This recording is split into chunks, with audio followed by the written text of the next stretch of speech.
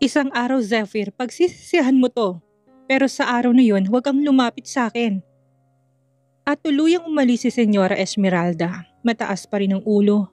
Ngunit may lungkot sa likod ng kanyang matalim na lakad. Pagkatapos, lumingon si Zephyr kay Ariana.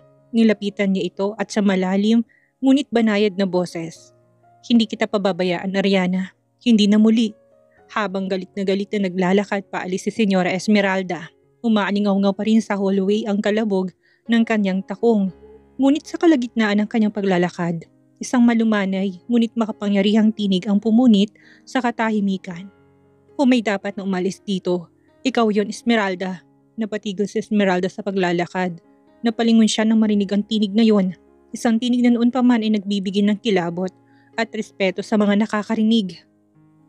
Napalingon din sina Zephyr at Ariana at sa may pintuan nakatayo ang isang matandang babae na may dignidad sa bawat kilos, nakasuot ng eleganteng ternong kulay ivory at sinlaki ng presensya ng isang reyna.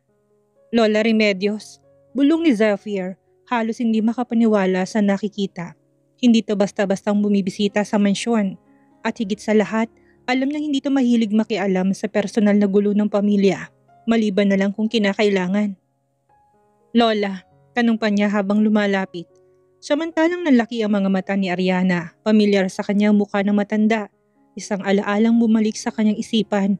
Ang matandang babae na kanya nakita sa tourist destination, na tahimik na nakamasid noon sa kanya. Hindi niya akalain na ito pala ay si Doña Remedios, ang lola ni Zephyr. Ngunit higit sa lahat, hindi niya akalain na siya pala ang tunay na haligi ng pamilyang Montemayor. Ikaw? Sambit ni Esmeralda, bahagyang nanginginig ang boses. Ngumiti si Doña Remedios, isang payapang ngiti na may halong otoridad. Bakit? Nagulat ka ba na dumating ako? Akala mo siguro hindi na ako lalabas ng bahay. Pero kapag ang pangalan ng pamilyang Montemayor ay nilalapastangan, hindi ako mananahimik. Humakbang siya palapit, dire-diretso kay Ariana. Tinignan niya ito mula ulo hanggang paa bago ngumiting muli. Malumanay pero buo ang loob. Magandang umaga, iha. Ikaw pala si Ariana. Napatingin si Ariana sa kanya. Hindi alam kung yuyuko ba o tatalikod. Ngunit sa halip bahagya siyang tumango. Magandang umaga rin po, Donya. Matagal na kitang minamasdan. Hindi mo siguro alam yon. Pero hindi ko binabaliwala ang taong pinipili ng apo ko. Lumingon si Doña Remedios kay Esmeralda at ngayon ay mas malamig na ang tingin niya dito. Bakit, Esmeralda? Bakit hindi mo matanggap ang babaeng mahal ng anak mo? Hindi ba't ganyan din ang sitwasyon mo noon? Namutla si Senyora Esmeralda na ipinakilala ka sa akin ni Zeph. Tinanggap kita. Kahit wala kang pangalan, kahit wala kang yaman, kahit na mas marami pang chismis kaysa dangal ang bitbit mo. Tinanggap kita dahil mahal ka ng anak ko. Kaya itinuring kitang tunay kong anak. Nanatili ang katahimikan. Si Zeph ay tila biglang nabawasan ng bigat sa dibdib, habang si Ariana ay hindi makapaniwala sa naririnig. Pero ikaw ngayon, Esmeralda. Nagpatuloy si Doña Remedios. Ngayon may pera ka na, may alahas, may mga tauhan. Aba, mas masahol pang ugali mo sa hayop. Hindi lang sa pananamit ka umangat, sa yabang, sa panguhusga, sa kasamaan doble pa sa dati. Lahat ay tahimik. Hindi makatingin si Senyora Esmeralda sa matanda. Hindi mo ba naisip, ikaw din ay minsang niyurakan, pinagdudahan, pero minahal ng taong pinakamahalaga sa'yo. At ngayon, ginagawa mo rin yan sa iba? Lumapit muli si Doña Remedios kay Ariana at sa harap ng lahat ay inabot niya ang kamay nito. Iha, mula ngayon ako nang bahala sa'yo. Kung hindi ka tatanggapin ng manugang ko, matigas ang ulo. Ako mismong yayakap sa'yo bilang bahagi ng pamilyang ito. Hindi na napigilan ni Ariana ang pagtulo ng luha. Napakapit siya sa kamay ng matanda tahimik na umiyak. Thank you po, Donya. Mahina niya sabi. Lumingon muli si Doña Remedios kay Esmeralda. Kung may aalis dito, Esmeralda, ikaw yon. Kung ayaw mo matutong tumanggap at magmahal tulad ng pagtanggap ko sa'yo noon, huwag kang magpakita sa mansyon na to. Tahimik na tumalikod si Doña Remedios at dinala si Ariana sa gilid, habang si Zephyr iniiwan sa gitna na ngayon ay mas lalo nang alam kung kaninong panig siya titindig. Mama, tawag ni Esmeralda. May nanginginig na bahid sa kanyang tinig habang humahakbang palapit sa matanda. Kahit kayo, kakampihan niyo si Ariana? Lumingon si Doña Remedios ng mabagal. Tinitigan ng manugang ng diretso sa mata.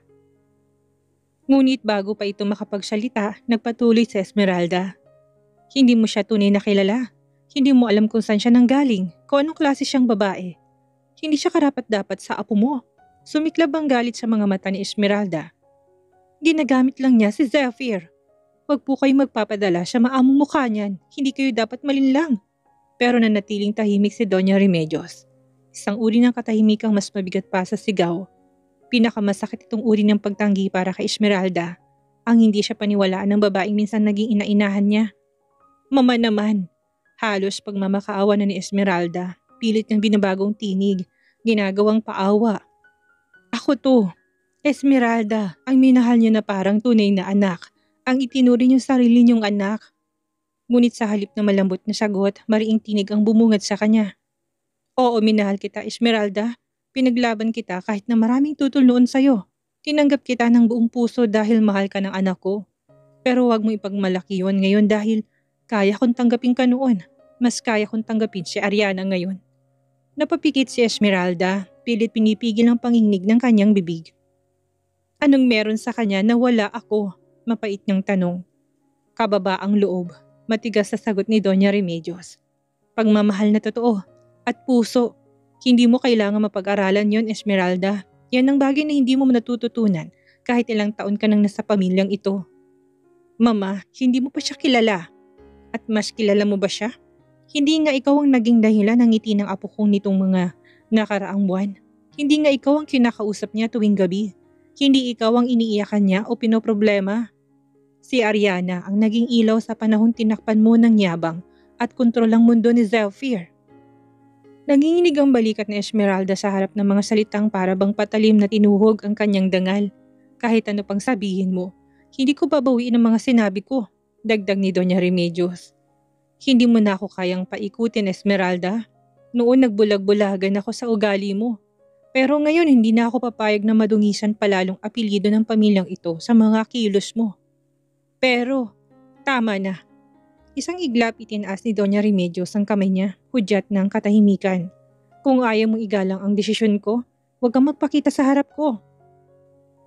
Tahimik ang paligid. Si Zephyr nakatitig lang sa ina niya na tila ba ngayon lang niya nakitang Esmeraldang binabalot ng desperasyon at galit. Si Ariana naman hindi makapaniwala sa lakas ng loob ng matanda na ipagtanggol siya. Mahal ka man ng anak ko noon, Esmeralda. Pero ngayon, malinaw na hindi mo na kayang mahalin ang mga mahal niya. At para sa akin yun ang pinakamasakit na pagkatalo ng isang ina. Halos maiyak na si Esmeralda. Nanginginig ang kanyang labi. At kitang-kitang pamumuo ng luha sa mga mata niya habang nakatayo sa harap ni na Doña Remedios, Zephyr at Ariana. Tumango siya ng marahan. Pilit pinipigilan ng damdamin. Luminga siya kay Zephyr.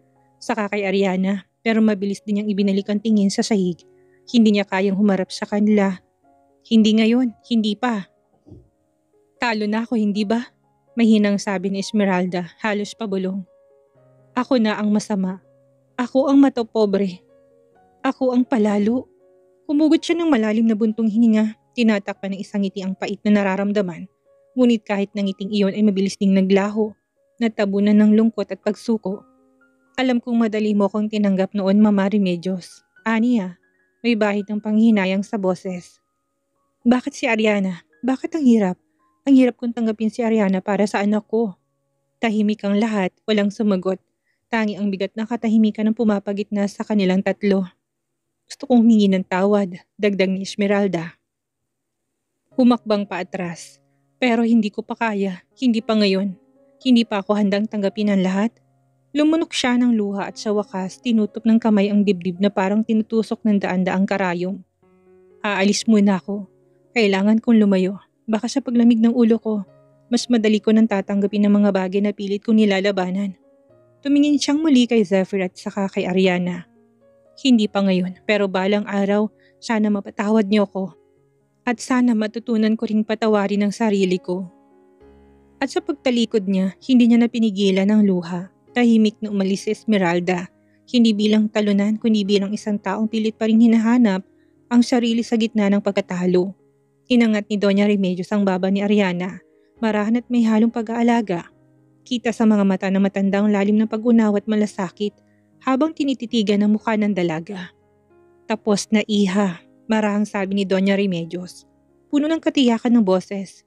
Nanginig ang labi ni Ariana at sa wakas, hindi na niya napigilan ng luha. Pumatak ito sa pisngi niya. Ngunit agad din pinunasan ni Doña Remedios gamit ang nilalaki. Ang dami mong tiniis. Ang dami mong kinaya. Bulong ni Doña Remedios. Ngayon, hayaan mo naman ang sarili mo maging masaya. Napatitig si Ariana sa matanda. Hindi siya makapagsalita, ngunit sapat ng titig niyang iyon upang maiparating ang pasasalamat at bigat ng damdaming kanyang kinikimkim. Deserve mong kaligayahan, Ariana, muling sabi ni Doña Remedios. Hindi lang bilang ina, kundi bilang ikaw. Yumakap si Ariana kay Doña Remedios, mahigpit, tila isang batang matagal nang naghanap ng kalinga. Yumakap din ng matanda, mas mahigpit pa, habang marahang hinahaplos ang buhok ng dalaga. Sa pagkakataong iyon, naramdaman ni Ariana ang isang bagay na matagal niyang hinahanap, ang pagtanggap. Ang katiyakang hindi siya nag-iisa. At ikaw, Zephyr, sabay lingon ni Doña Remedios sa apo niya na kanina patahimik na nakatayo sa likuran. Ikaw nang bahala sa kanya. Asikasuhin mo na yung dalagang yan. Napakamot sa batok si Zephyr, halatang hindi sanay sa ganitong lambing galing sa lola niya. Lola, parang masyado pong biglaan. Ngunit agad siyang pinutol ni Doña Remedios. Hoy, huwag kang maarte dyan. Hindi ka ba marunong umalalay sa babae? Apo kita, huwag mong ipahiya ang lahi natin. Napahalakak si Ariana, hindi niya mapigilan ng tawa sa ekspresyon ni Zephyr na parang napagsabihan ng prinsipal. Tita, Doña, Lola, Iha, Lola ang itawag mo sa akin kung talagang seryoso kayo ng apo ko. Wika ni Doña Remedios habang may tusong ngiti sa labi. Tingnan mo nga, parang estatwa kung tumingin, pero deep inside torpe yan. Lola naman, napailing na lang si Zephyr pero hindi may tatanggi ang bahagyang ngiti sa kanyang labi. Hindi ba't ikaw ang matalino sa pamilya natin? Patuloy pa rin si Doña Remedios habang unti-unting lumalakad pa alis. Di gamitin mo yung talino mo sa panliligaw. Hindi lang sa negosyo ginagamit ang utak ka po. Lalo lang natawa si Ariana kahit na may kirot pa rin ang puso niya dahil sa mga pinagdaanan nila. Pero sa oras na yun, kahit paano, nakaramdam siya ng gaan na parang may kakampi na siya sa mansyon na ito. O siya, ako'y magpapahinga na muna. Huling wika ni Doña Remedios habang palabas. Pero isang paalala lang, Zephyr. Sabay tingin muli sa apo. Ayusin mo yung pagtrato mo sa dalagang yan. Kung hindi baka pati ako manligaw sa kanya. Lola, sabay nasambit ni Zephyr at Ariana. Parehong napapikit sa hiya at tuwa. Nang makalayo na si Doña Remedios, nagtamang tingin ni na Ariana at Zephyr. Saglit silang natahimik, pareho yatang hindi alam kung anong unang sasabihin, matapos ang eksenang yun. Torpe ka raw? Pabirong tanong ni Ariana. Hindi totoo yun. Mabilis na sagot ni Zephyr, medyo namumulang pisngi. Observant lang ako. Ah, ganun ba? Nakangiting sagot ni Ariana. Sa pagitan ng katahimikan at kantsawan, may kakaibang kilig at init na namagitan sa kanilang dalawa. At sa wakas, kahit papano, may liwanag ng pumapasok sa magulong kwento nilang dalawa. Halika nga dito, mahinang wika ni Ariana habang unti-unting lumalapit kay Zephyr. Saglit na natigilan si Zephyr, ngunit na makitang nanginginig na mga kamay ni Ariana at ang lungkot sa mga mata nito, hindi na siya nagdalawang isip. Dahan-dahan niya itong niyakap, mahigpit, tila ba ayaw na niyang pakawalan pa. Walang ibang tunog sa paligid kundi ang mahinang paghinga nila at ang tibok ng puso nilang parehong sugatan. Ilang sandali rin silang nanatiling ganon na parang sa isang yakap lang ay gustong burahin ang lahat ng sakit, pag-aalinlangan at pagkukulang. Zephyr, mahina, ngunit buo ang tinig ni Ariana habang nakasubsob pa rin sa dibdib nito. Napatawad mo na ba ako? Tanong niya, puno ng kaba at pag-asa. Naniniwala ka ba na ikaw ang ama ng dinadala ko? Bahagyang kumala si Ariana sa yakap para mapagmasdan ang reaksyon ni Zephyr. Ngunit tahimik ito, nakatingin lamang sa kanya. Malalim, tila tinutunto ng katotohanan sa likod ng kanyang mga mata. Kasi kung hanggang ngayon hindi mo pa rin ako pinaniniwalaan, nanginginig ang boses ni Ariana habang unti-unting umaatras. Aalis na lang ako, Zephyr. Ayoko na. Ayoko nang ipilit pang sarili ko kung wala ka ng tiwala sa akin.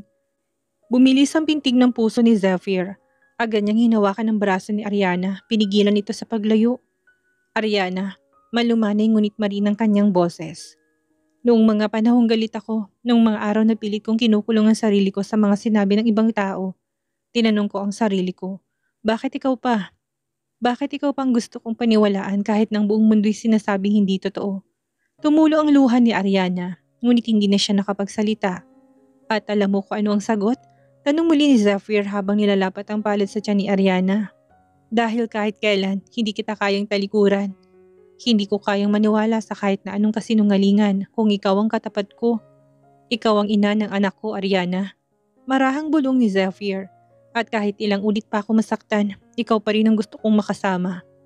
Muling lumapit si Ariana at sa pagkakataong ito, siya na ang yumakap ng mahigpit kay Zephyr. Tila hindi na muling bibitaw. Habang yakap pa rin ni Zephyr si Ariana, bigla na lang narinig ang isang masiglang tili mula sa gilid ng hallway. Yehey! Napalingon silang dalawa at doon nila nakita si Emmanuel nakatayo sa may gilid ng hagdan. Nakangiti ng ubod ng saya habang palakpak ng palakpak ang kanyang mga kamay. Bati na kayo! Sigaw ni Emmanuel habang patakbong lumapit sa kanilang dalawa. Paglapit ng bata agad siyang niyakap ni Ariana at Zephyr. Kumapit si Emmanuel sa kanilang dalawa na para bang ayaw nang maghiwalay pa ang mga ito. Akala ko hindi na kayo magiging okay, pero ngayon, tumingala siya kay Ariana at nilapat ang maliit na kamay sa tiyan nito. Magkakaroon na ako ng kapatid! Napatawa si Zephyr habang si Ariana ay napaiyak na lang muli ngayon sa saya. Masaya ka ba, Emmanuel? Malambing na tanong ni Ariana. Sobra, sagot ng bata. Promise, aalagaan kong baby. Tuturuan ko siyang mag-color, maglaro ng robot at tuturuan ko rin siya kung paano ngumiti ng malungkot. Napayuko si Zephyr, tinapik ang ulo ng anak. At ikaw ang magiging best kuya sa mundo. Oo naman, Daddy! Buong pagmamalaking sagot ni Emmanuel. Nagtawanan silang tatlo at sa gitna ng simpleng eksenang iyon, sa isang yakap na puno ng pag-asa at bagong simula, ay nabuo ang larawan ng isang pamilyang unti-unting naghilom, nagsisimula muli at handang harapin ang bagong bukas ng magkasama. Third person's POV. Habang nagtatawanan pa sina Zephyr at Emmanuel, abala sa paglalambingan, biglang lumapit si Yaya Felicidad. May hawak na tuwalya at cellphone sa isang tray. Iha, ito nga pala ang cellphone mo. Mabuti na lang at hindi nasira sa ulan kagabi. Baka may importanteng tawag ka. Nagpasalamat si Ariana at agad na kinuha ang phone. Bahagyang nabasa pa ito pero gumagana pa rin. Pagbukas niya ng screen, nakita niyang pangalan ni Beth na tumatawag. Napakunot ang noon ni Ariana, may kaba sa kanyang dibdib. Agad siyang tumingin kina Zephyr at Emmanuel. Saka mahinang nagsabi ng, saglit lang ha, sasagutin ko lang ito. Lumayo siya ng konti at tumapat sa isang tahimik na bahagi ng veranda ng mansyon. Hello Beth, anong meron? Tanong ni Ariana, agad napansin ng kaba sa boses ng kaibigan sa kabilang linya. Ariana, may nangyari na dito. Halos pabulong si Beth, halatang tensyonado. Galit na galit si Don Raul. Pinalayas na rin ako sa mansyon. Lahat ng gamit ko nilabas. Halos isumpa ko ng matanda. Ano? Bakit? Napalakas ang boses ni Ariana. Nalaman niya ng lahat, Ariana. Alam na niyang hindi ka talaga nobya ni Alex. Alam na niyang fake relationship lang yun. Na hindi anak ni Alex ang dinadala mo at dahil doon, galit na rin siya sa'yo. Nalaki ang mga mata ni Ariana. Beth, hindi ko naman intensyong lokohin si Don Raul. Hindi ko alam na ganito magiging epekto. Hindi ka niya gustong makita, Ariana. Malakas ang impluwensya ni Don Raul, kaya mag-ingat ka. Wala na siyang tiwala sa'yo at ang masama pa, parang gusto niyang ipahanap si Alex para tuluyang maputol ang connection niya sa pamilya nila. Natahimik si Ariana. Ramdam niyang biglang pagbigat ng paligid. Ang saya na kanina lamang ay unti-unting napalitan ng takot at pangamba. Salamat Beth, sa lahat. Ingat ka ha. Ikaw rin Ariana, magtago ka na muna sa gulo. At ingatan mong baby mo. Pagka-end ng tawag, mahigpit ang hawak ni Ariana sa cellphone. Lumunok siya ng luha. Hindi na niya napigilan ang sarili. Bumalik siya kina Zephyr at Emmanuel na may halatang lungkot sa kanyang muka. What happened? Tanong ni Zephyr habang pinagmamasdan ng biglang paglamlam ng mga mata ni Ariana. Kitang-kita niyang lungkot sa mukha nito. Tila may bumabagabag na mabigat. Pwede ba tayong mag-usap? Tayong dalawa lang? Mahina, ngunit seryosong pakiusap ni Ariana. Pilit na hinahawi ang emosyon sa kanyang tinig. Mabilis ang tugon ni Zephyr. Sure, agad siyang lumingon kay Yaya Felicidad at tinawag ito. Yaya, kayo na munang bahala kay Emmanuel. Kailangan lang namin mag-usap ni Ariana sandali. Opo, Sir Zephyr. Tugon ni Yaya Felicidad habang masayang kinakausap si Emmanuel na abalang naglalaro. Dinala ni Zephyr si Ariana sa kanyang private office. Sa loob ng mansyon, tahimik silang naglakad. Pagpasok nila sa loob, maingat niyang isinara ang pinto at lumapit sa kinupuan ni Ariana. Okay, nandito ako. Sabihin mo na, Ariana. Huminga ng malalim si Ariana saka tumiti kay Zephyr. May lungkot, takot at pagkabagabag sa kanyang mga mata. Tumawag si Beth, panimula niya. Pinalayas na siya sa mansyon ni Don Raul. Dahil nalaman na niya ang lahat, napakunot ang noon ni Zephyr. Anong lahat? Alam na niya na hindi ako talaga nobya ni Alex, na hindi sa kanyang dinadala ko, na lahat ng ipinakita sa mga tao ay palabas lang.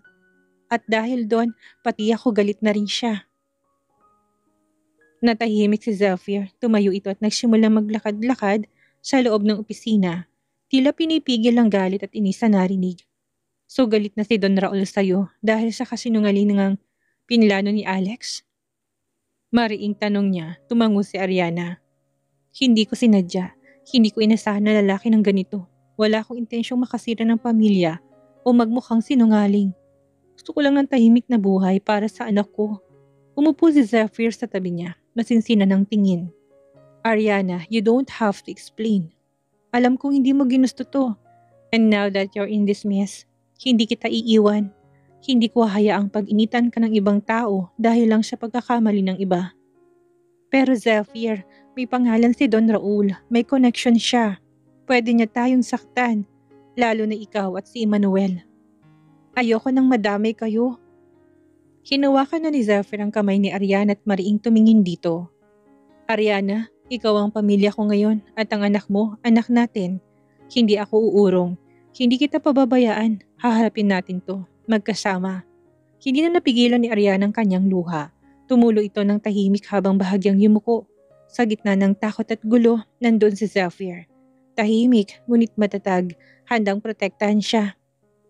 Tahimik na lumipas ang ilang segundo matapos sabihin ni Zephyr na hindi niya pababayaan si Ariana.